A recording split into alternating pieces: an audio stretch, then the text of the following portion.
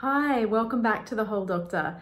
Today I'm going to be talking about probiotics because there's a lot of preconceived ideas out there that probiotics are like the solution for gut health, and they're a small part of it, but the downside is that they're not a quick fix. You actually have to do a bit of work on your gut, which is not a quick fix at all. It can take several months before a probiotic is actually going to make a big difference for you. The reason for this is it's kind of like having the United Nations and expecting everybody to speak the same language. It's not realistic. We've got such a diverse array of bacteria in our microbiome, in our gut.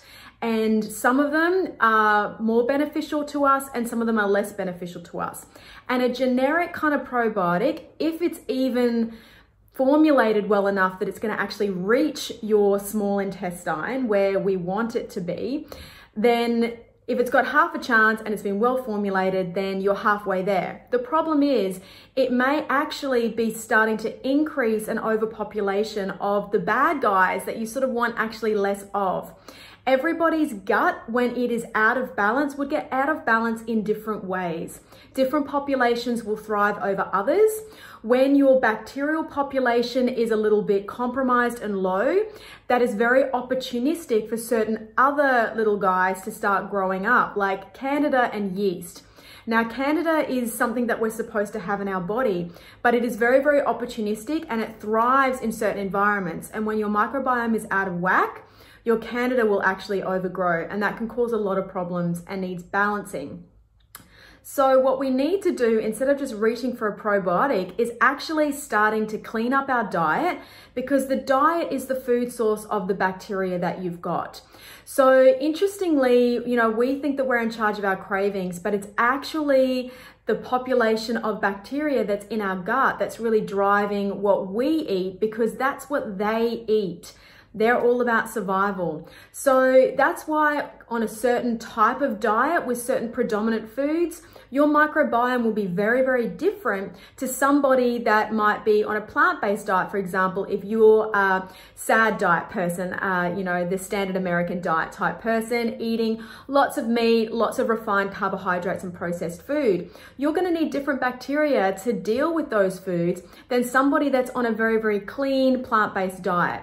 And your microbiome can shift just with your diet alone. So that's the first start. We want to actually make sure that we eat a diverse range of foods, because that's going to improve the diversity of our microbiome.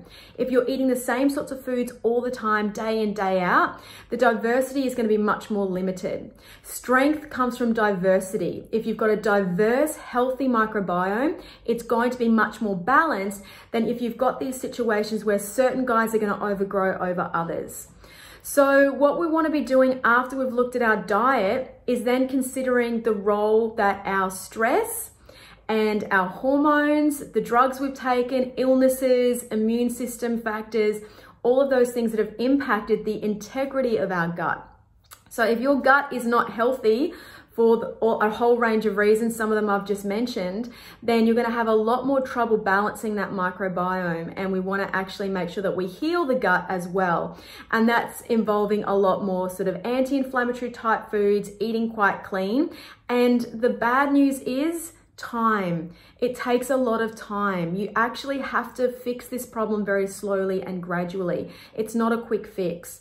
So fermented foods, probiotics, prebiotics, they are all very, very healthy, but not when the system is already sick and out of balance. You're basically potentially feeding the wrong thing at the wrong time, and that's going to worsen your symptoms that include bloating, belching, gas, gurgling, discomfort after meals, and that can sometimes be several hours after your meal, because that's the transit time it's taken for that particular food to actually reach your microbiome and for the bacteria to start feeding on it.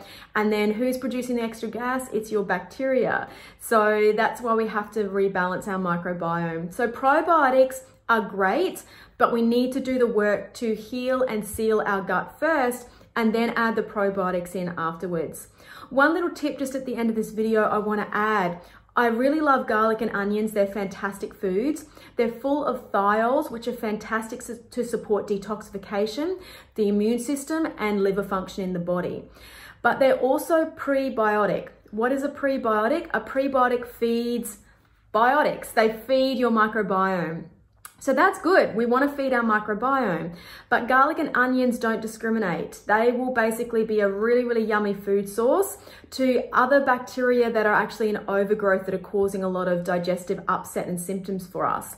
So one little thing you can consider trying to do if you're suffering with some of these more irritable bowel type symptoms is actually ceasing your garlic and onions. Sounds really tough, I know, but just do it for like a week or two and just see what happens with your symptoms. That may be a clue amongst everything else that your gut microbiome is actually really out of whack. If you're interested in working on this in more detail and you really want some guidance, I do work with clients one-on-one in a gut healing program. I've got a great program which really supports gut health, but you have to be willing to invest the time and the effort and the energy into it, but it is so, so worth it. So I hope that little tip on probiotics and your microbiome has given you a little bit of inspiration today. Give the garlic and onions a go, leave them out and see how that works for you. And just notice how you're feeling after you've left those foods out. I hope that's been useful and we'll see you on the next video. Have a great day.